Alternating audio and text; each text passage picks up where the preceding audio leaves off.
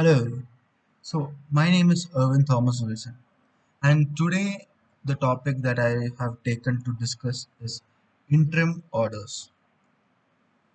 So, we will be discussing more about interim orders. So, generally, the term interim refers to temporary or provisional. That is a term which denotes anything that is not final. So, interim, aka interlocutory orders, are those which are passed during the pendency of the suit or proceedings. So, and the rights, liabilities of the parties are generally not substantially uh, decided as per the suit. So, these order are not just those which decide the course of action, but are those which decide the interceding course of action provisionally. So the orders are those which come up with a temporary adjudication between the time of commencement of the suit and the final order thereof.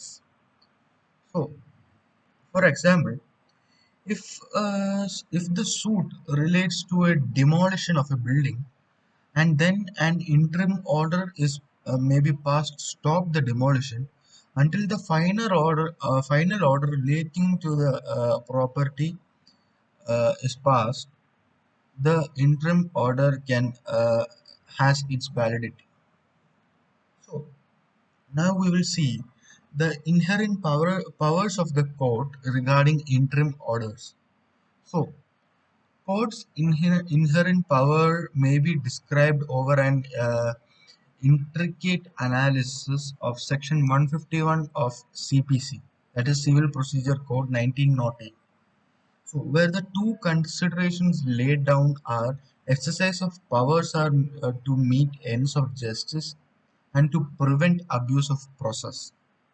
So, uh, courts are vested with the power to pass interim orders with the main focus on disabling failure of justice to the innocent.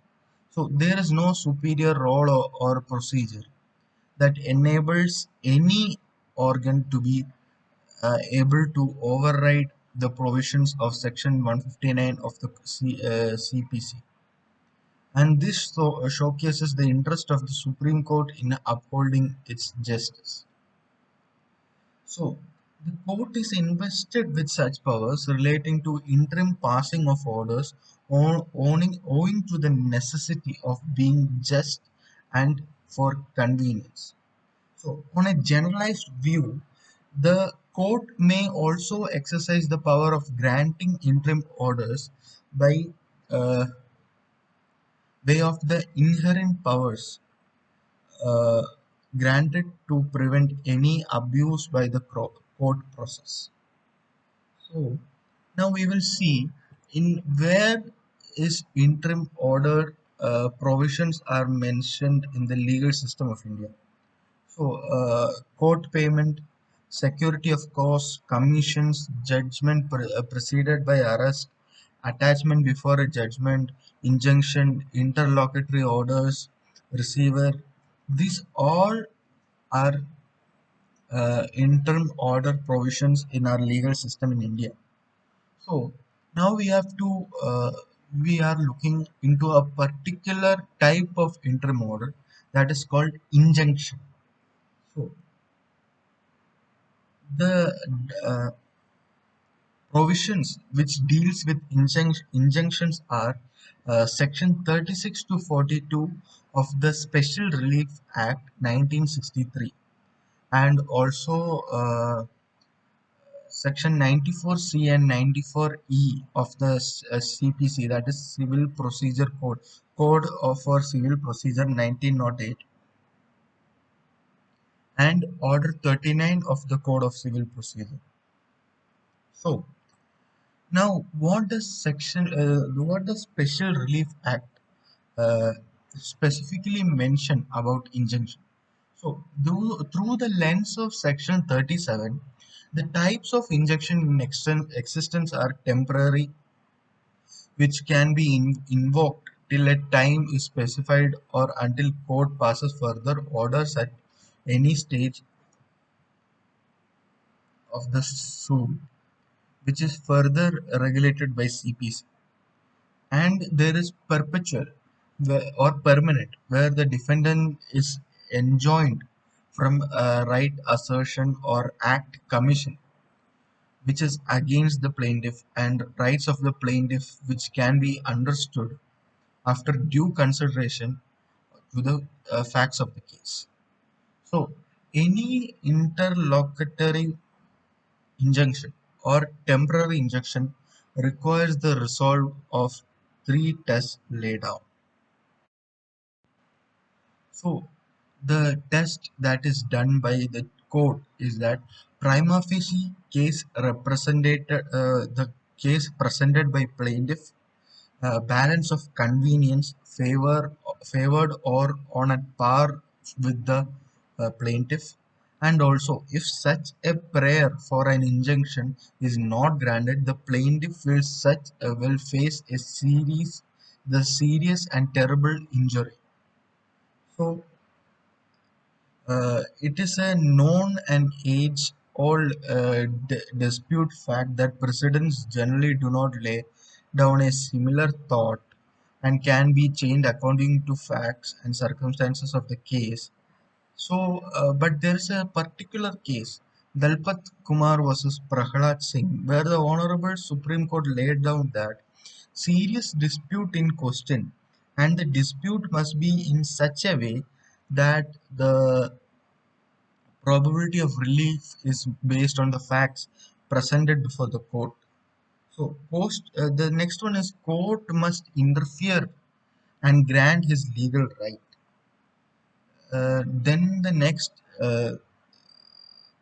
principle is laid down by the Honorable Supreme Court for passing an injunction is greater harm may be prevented, and there is comparative difficulty between mischief and inconvenience. So, under Section 38 of Special Act, perpetual injunction can be granted to prevent any breach of obligation, like when the obligation so contemplated to breached arises from the existence of a contract by itself, and the defendant intrudes or invades the right of property enjoyment of the plaintiff. So now we will next see at another type of injunction, that is ad interim injunctions. So these injunctions are passed either through an ex parte order or are passed if the defendant, even though present, was not heard fully. So it is generally observed that such injunctions are passed through severe damage caused by the petitioner in such a way that only an ex parte order may grant relief.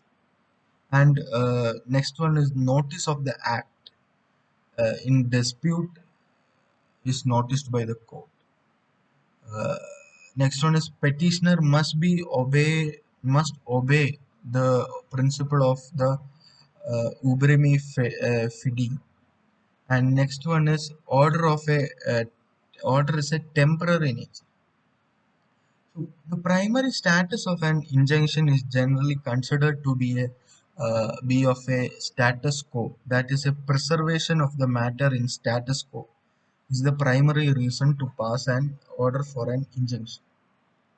So in CPC, Civil Procedure Code, so consideration, duration, and stages of a suit. Injunctions can be majorly classified into two: temporary injunction and perpetual injunction or permanent injunction. So, apart from the broad classification, injunctions may be mandatory where the injunction demands conduct and prohibitory, which goes against the concept of conduct.